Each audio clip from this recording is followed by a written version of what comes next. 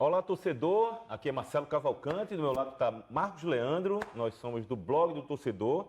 A gente está dando sequência ao bate-papo com os candidatos a presidente do Náutico. A gente já teve aqui o Bruno Becker e hoje a gente recebe a presença do Diógenes Braga e o bate-papo começa agora. Diógenes, muito obrigado por aceitar o nosso convite. E a primeira pergunta é a clássica, básica. Por que você vai ser candidato a presidente do Náutico? Boa noite, Marcelo. Boa noite a todos os espectadores. Boa noite, Marcos. Veja, a minha ideia de me colocar, porque na verdade a gente defende um projeto que ele iniciou-se antes do momento que a gente assumiu o clube, e ainda quando a gente lutava pela reforma dos aflitos.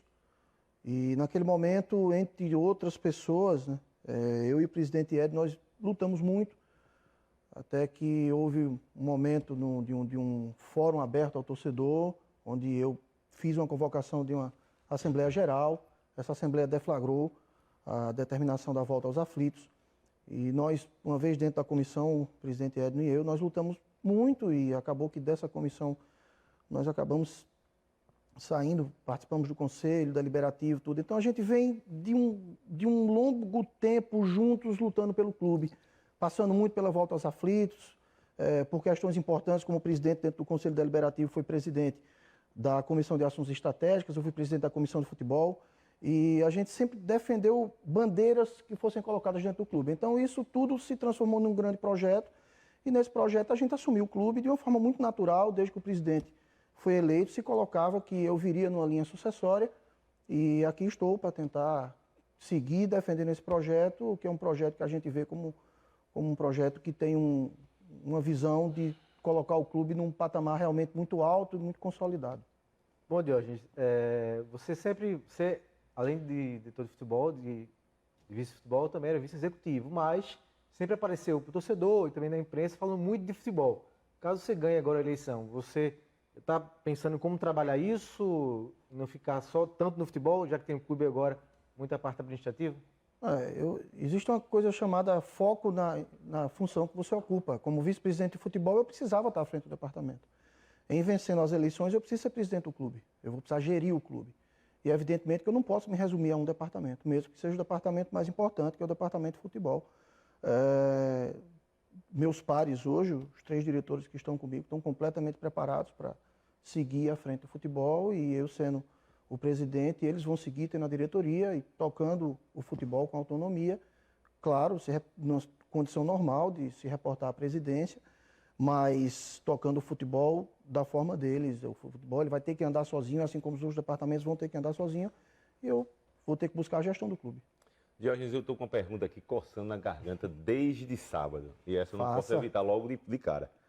Seu planejamento, assim, o Náutico passou por uma situação que a gente vai tocar lá na frente nesse bate-papo, que acabou meio que patinando na competição e acabou não conseguindo o seu objetivo, que era subir na Série A.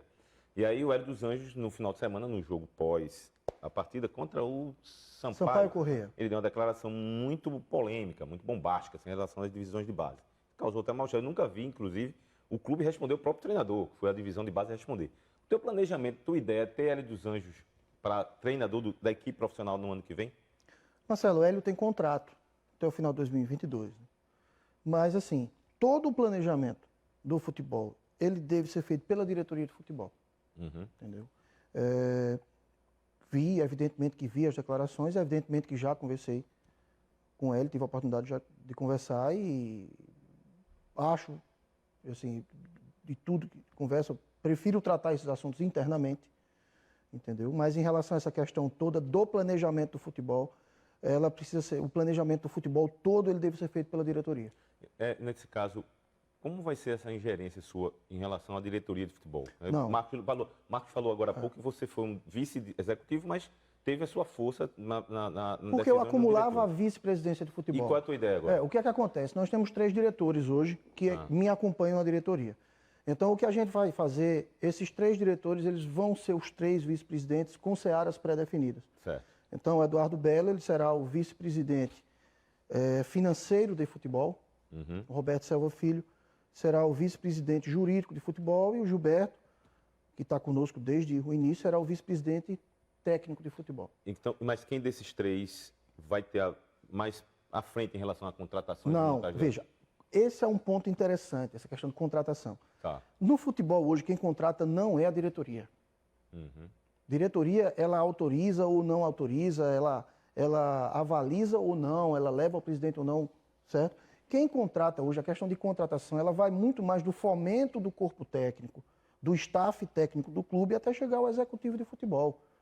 Então, assim, essa questão de que o diretor contrata, ela é uma ilusão, é algo que se coloca, que acha que o diretor não contrata.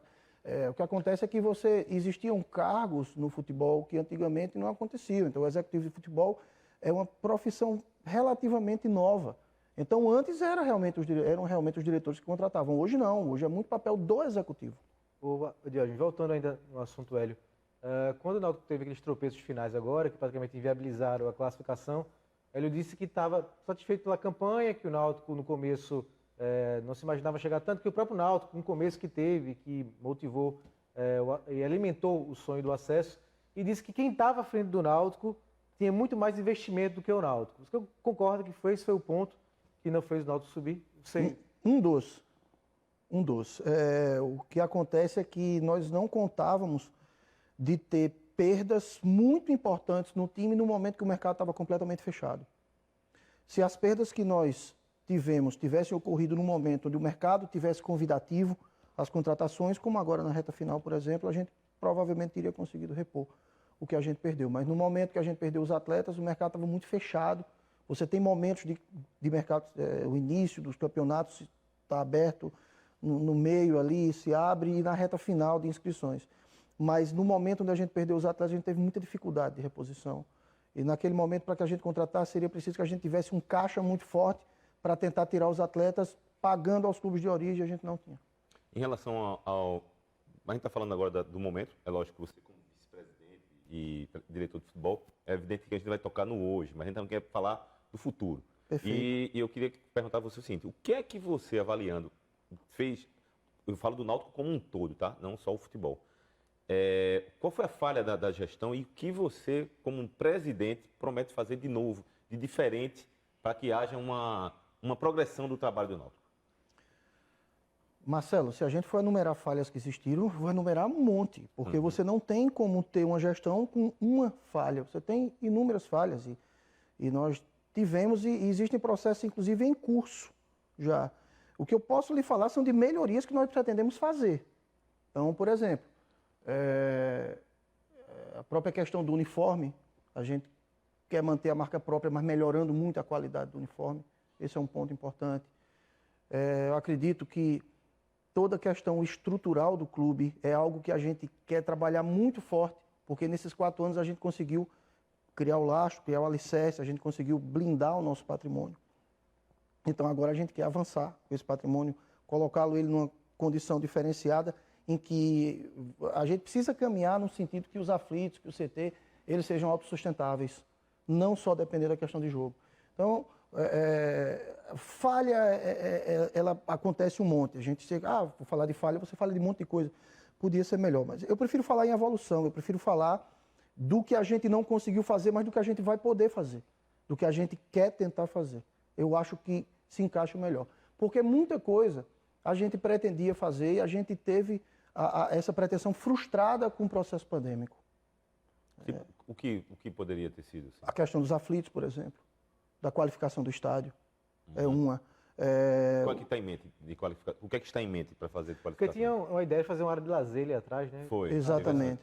Esse é um dos... Carvalho, né? Exatamente, a Alameda da Manuel de Carvalho. Esse Vai é um ser dos possível pontos... fazer agora? A gente acredita que sim.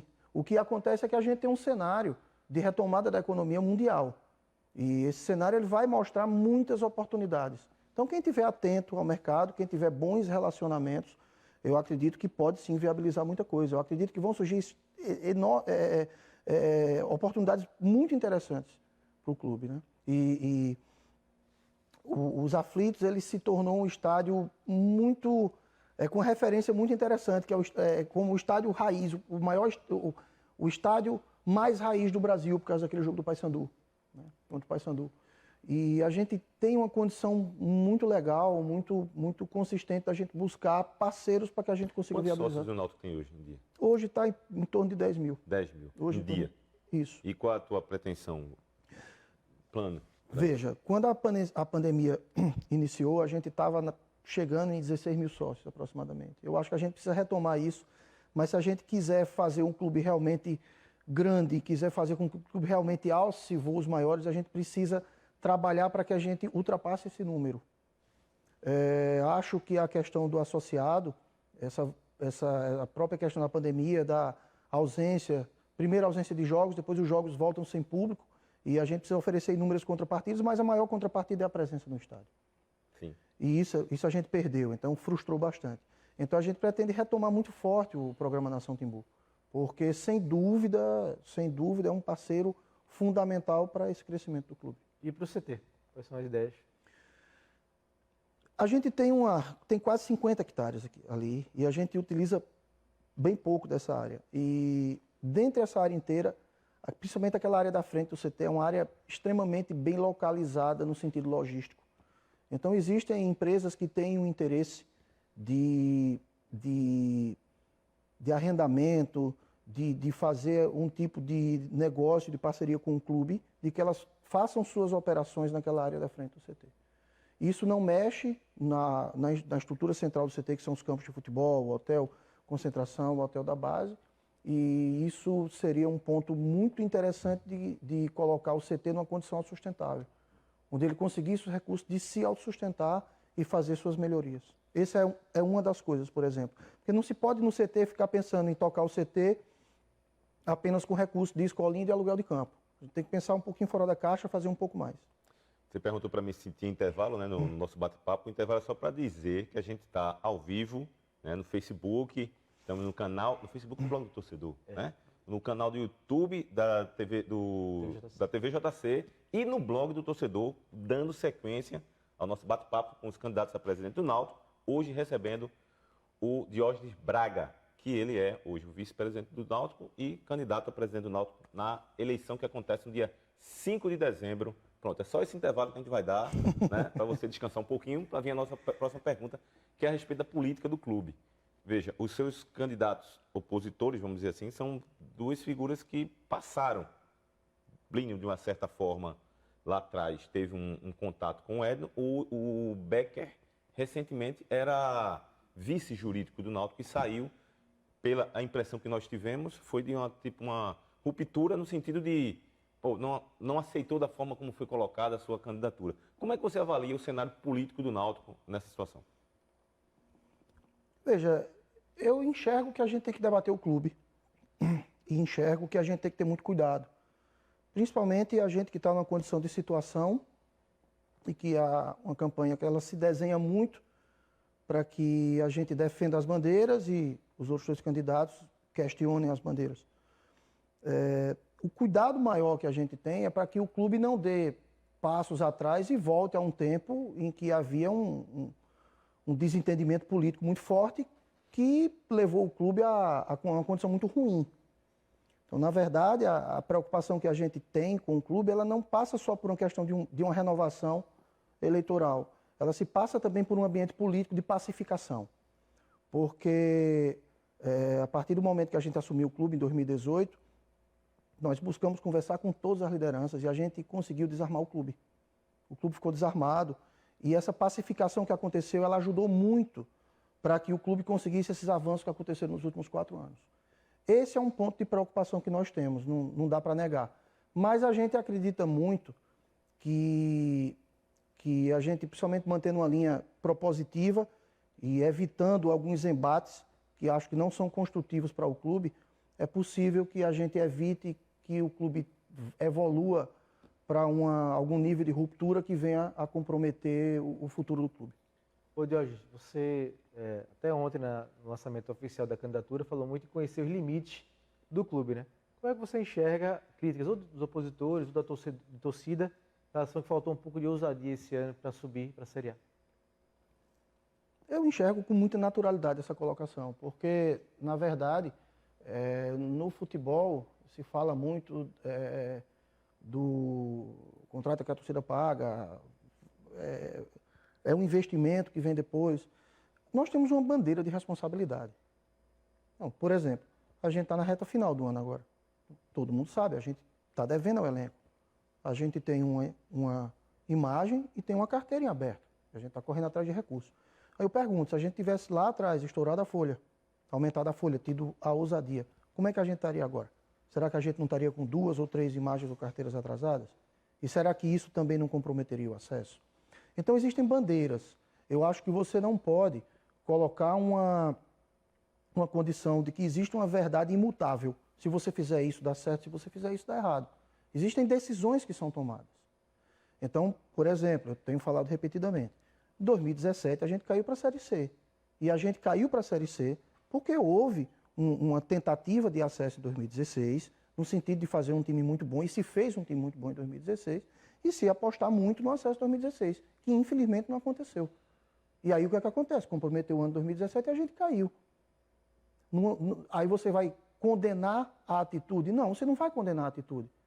Mas houve uma decisão naquele momento, e essa decisão naquele momento, ela estava pautada no que se acreditava naquele momento. Então a nossa gestão, desde que a gente assumiu o clube, a gente sempre falou em responsabilidade. A gente sempre falou em um cuidado com o orçamento do clube, sempre falou em um cuidado com fazer o possível para se pagar em dia. A gente pagou em dia durante 3 anos. E esse ano, se a gente tivesse ido atrás de Matheus Jesus, 3, 4 meses atrás, 5 meses atrás, não conseguiria tirar, mesmo colocando muito dinheiro. Não é uma questão de ousadia, é muito a questão do momento. As contratações que se mostraram disponíveis, a gente fez. E acho que a gente teve um nível de ousadia. Agora, o momento foi muito desfavorável. Mas a gente não tem a questão simplesmente de se isentar das coisas, não. A gente assume as responsabilidades. Quando acerta, quando vence, quando ganha, a gente vê a torcida feliz. E quando dá errado também, quando se frustra, a gente tem que assumir as responsabilidades, que a gente está à frente do processo, e a gente não tem problema em relação a isso. Agora, é importante colocar que num campeonato, onde é tida como a maior Série B da história, a gente hoje está em oitavo lugar, posição relativamente consolidada, em 8º lugar. A gente, em momento nenhum, correu risco de queda, que ano passado a gente brigou para não cair. Quebrou recordes, liderou, teve em G4. A gente foi desclassificado matematicamente. A gente saiu da disputa matemática do acesso, faltando 3 rodadas, na última rodada. Então a gente brigou pelo acesso, o campeonato praticamente todo, mas não conseguimos. Então se a gente fizer um histórico, 2018 assumimos o clube, sem jogador, sem nada, conseguimos ser campeão e batemos na trave para subir. Em 2019, não fomos campeões pela circunstância lá, do jogo lá, a gente não foi bicampeão pela circunstância lá, dos pênaltis, tudo mais, de falta de VAR naquela final. Se tivesse o VAR, a gente teria sido bicampeão. Enfim, mas subimos e fomos campeões da Série C. 2020, a gente joga uma Série B com dificuldade, o tempo inteiro na parte de baixo da tabela, brigando para não cair, conseguimos não cair. 2021, a gente faz uma Série B toda na parte de cima da tabela, liderando o campeonato, ou dentro do G4, depois tem uma queda, mas em momento nenhum a gente foi para a parte de baixo da tabela. Então o que a gente vê é um crescimento gradual e consistente do clube. E às vezes se há, e a gente também tem essa vontade, aquela vontade de que você realmente dê aquele passo maior e que nesse passo você realmente resolva a sua vida. A gente quer também esse passo, mas às vezes você não consegue dar. E a nossa visão de gestão é que é melhor você dar passos, talvez não tão grandes, mas passos seguros, de que você dá esse passo e você firma o passo. E depois você não tem que dar o passo para trás. Da cota, Copa do Brasil, antecipou, não antecipou e tal. Teve uma reunião do Conselho, posso me corrigir se eu estiver errado, que houve a liberação para o uso dessa verba. Você confirma isso? Como é que você avalia essa situação? E se, já que você sendo presidente, como é que você vê essa coisa de antecipação de cotas? Que a gente sempre fala, né? Não só vocês, como dirigentes, como a imprensa também, fala nessa questão da antecipação que preocupa em relação ao futuro, a um outro gestor e etc. Como é que você avalia isso? Veja, primeiro, o clube usou o dinheiro só após autorizado pelo Conselho Deliberativo. Debater todo o procedimento aqui jurídico, reavivar toda a questão, vai terminar na situação de que o clube só usou o dinheiro depois que o Conselho autorizou. Ponto. Mas só te interrompendo, mas o dinheiro tinha chegado antes dessa... O dinheiro chegou numa conta judicial, certo, conta que o clube tem dentro da justiça, não na conta do clube. Tá? São coisas diferentes. O clube tem uma conta dentro da justiça. Ele chegou na conta da justiça. E aí a gente utilizou só após ele estar autorizado. E em relação à questão de antecipação, durante 4 anos a gente não antecipou nada. E essa antecipação ela é metade da participação da Copa do Brasil. Então a verba do ano que vem ela está praticamente toda no ano que vem. Comprometeria se a gente fizesse grandes antecipações e antecipações que comprometessem realmente o orçamento do ano que vem. O orçamento do ano que vem ele está bastante preservado, inclusive incrementado, porque ele está com o calendário cheio e essa antecipação que a gente fez foi no sentido de pagamento de salários, que era absolutamente necessário. Uma preocupação não só do Náutico, da gestão de vocês, Esporte Santa, é a questão do passivo e as dívidas, né? Como é que está esse planejamento para equacionar um pouco, ter um pouco mais de tranquilidade, se é que é possível, na sua gestão? Veja, existe um debate muito positivo entre executivo e deliberativo, e caso a gente venha a ganhar as eleições, a ideia da gente é intensificar esse debate no sentido de formação de clube-empresa. A lei do clube-empresa, ela está sancionada, enfim, e hoje é possível se pensar. Então, existem possibilidades de que a gente consiga ter avanços muito interessantes. Na nossa visão, a evolução do clube, a transformação do clube num SAF, ela pode trazer uma tranquilidade muito grande, porque traz o clube para uma condição de clube-empresa e de uma previsibilidade de amortização dessas dívidas. É o que a gente enxerga. Hoje, o mecanismo que existe é de bloqueio do clube, e uma parte do que o clube recebe fica retido na justiça. A gente tem trabalhado bastante com isso, recentemente, inclusive, a gente conseguiu ao longo do ano perfazer, existia um saldo dentro da Justiça do Trabalho, nessa mesma conta que eu falei que o dinheiro estava, um saldo na casa de R$1,5 milhão, e a gente conseguiu resolver, liquidar mais de 50 causas. Né? Então, a gente, ao longo desse tempo, a gente pagou muitas e muitas e muitas causas, e o mais importante é você não criar novas. Então, essas questões de você, se fala muito, manda embora, faz uma vassourada, isso é uma indústria de novas causas trabalhistas, a gente evita muito. Então, ano após ano, desses 4 anos, a gente tem um decréscimo muito grande de novas causas trabalhistas, que é exatamente o que faz com que você não vá alimentando toda essa quantidade de causas que se tem em relação ao clube. Voltando um pouco ao início do nosso bate-papo, eu queria falar das divisões de base, não colocando o Hélio dos Anjos no meio agora, tirando ele depois na declaração, né? Ele já teve polêmica demais. Qual é o teu planejamento em relação a divisões de base, em relação a... Você está satisfeito com o que foi feito esse ano e o que é que pretende melhorar? Qual a tua ideia para as divisões de base? Veja, eu sou um entusiasta das divisões de base, sempre fui. Tenho um orgulho muito grande de ter lutado e ter conseguido colocar no regimento interno do clube, quando presidente da comissão de futebol do conselho, a obrigatoriedade de que 25% do elenco fosse formado por atletas oriundos das divisões de base.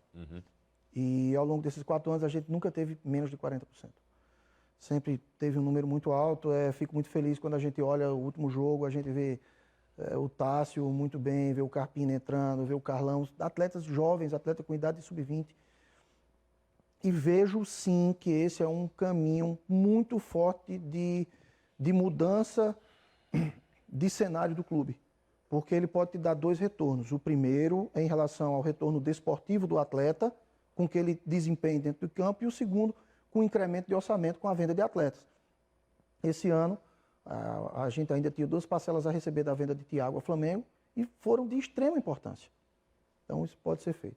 O que eu vejo é que a gente precisa fazer alguns avanços, eu vejo uma necessidade muito grande, não é fácil, mas uma coisa que a gente vai lutar muito para a gente conseguir colocar uma academia, mesmo que simples, mas uma academia nas divisões de base.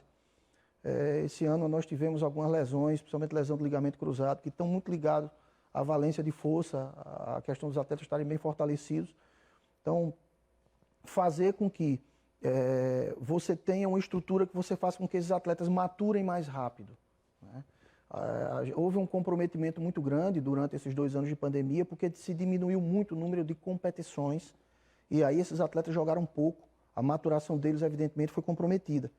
E a gente fomenta também que as competições aconteçam, acho que elas vão voltar naturalmente, mas principalmente que a gente consiga, a gente restringiu muito o que a gente conseguiu oferecer, por exemplo, a gente tem condições de alojar 40 atletas no hotel, hoje a gente aloja apenas 20, porque é uma questão realmente de segurar um pouco e oferecer um pouco, uma condição um pouco mais melhor do que você alojar 40 e não ter condições de fazer isso.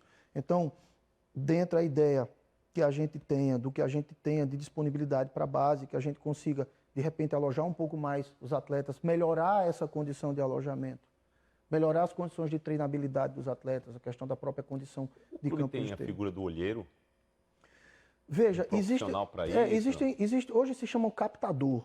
Né? O Náutico, a captação do Náutico, ela está muito ligada a projetos sociais. Né? Tá. A gente desenvolveu muito parcerias com projetos sociais. Tiago saiu de um projeto social, por exemplo. Então a gente tem uma relação muito forte com os projetos sociais, além da escolinha. As escolinhas também colocam muitos atletas. Carlão saiu da escolinha. Então, a gente tem um mecanismo de captação. Não temos as pessoas que a gente conhece, que a gente relaciona e que eles trazem atletas, mas a gente tem uma relação muito forte com projetos sociais e com a própria escolinha que acontece lá no CT. A gente está na reta final, mas eu não posso deixar de perguntar sobre o destaque do elenco. Né? A torcida está muito preocupada. Caio Dantas, Vinícius, Jean Carlos, se fala de uma proposta nova que chegou. Como é que estão, nesses casos, os principais destaques do Náutico, principalmente o Jean, né? O Jean tem contrato até 2024. O que eu posso dizer a você é o seguinte, Jean, em decisão nossa, ele só sai do Náutico por uma proposta recusável. A gente fez um belíssimo contrato com o Jean, porque ele merece. Essa que chegou agora, chegou para vocês, a proposta? A proposta que tinha chegado para a gente é uma proposta que a gente colocou para os empresários que não tinha condições de se avançar. A proposta que tinha chegado. E é um atleta que tem uma identificação enorme para o clube. Para mim, disparadamente, o melhor jogador da Série B. É um jogador que joga na Série A na maioria dos clubes e está muito feliz no Náutico. A gente está muito feliz com ele e acredito muito que, assim, se chegar algo irrecusável, ok, mas vejo uma possibilidade muito grande e realmente o meu desejo é que Jean cumpra o contrato no Náutico. É como eu sempre disse a ele. Eu sempre disse a ele, Jean, você tem tudo para ser um dos maiores camisa 10 da história do Náutico, que acho até que já é, mas eu acho que ele ainda tem muita coisa que ele pode fazer por nós. Os atletas que estão terminando contrato são atletas que abriram o mercado. É evidentemente que gera um pouco de preocupação. A gente tem conversado com os atletas. A gente tem um processo eleitoral aí que tem um pouco mais de 2 semanas ainda. Esse processo eleitoral é evidente que atrapalha essas coisas. É inegável que atrapalha. Mas a gente tem tentado trabalhar em cima da credibilidade que o clube tem com os atletas. No sentido de que eles entendam esse processo e que aguardem o processo finalizar para que eles também evoluam com essas questões contratuais. Certo. O bom de fazer ao vivo sem roteiro é que eu já ia perguntar para a produção quantos minutos estavam faltando. Ela já fez o sinal de 1. Então você faça a sua consideração final para falar para o torcedor do Náutico a relação à sua candidatura.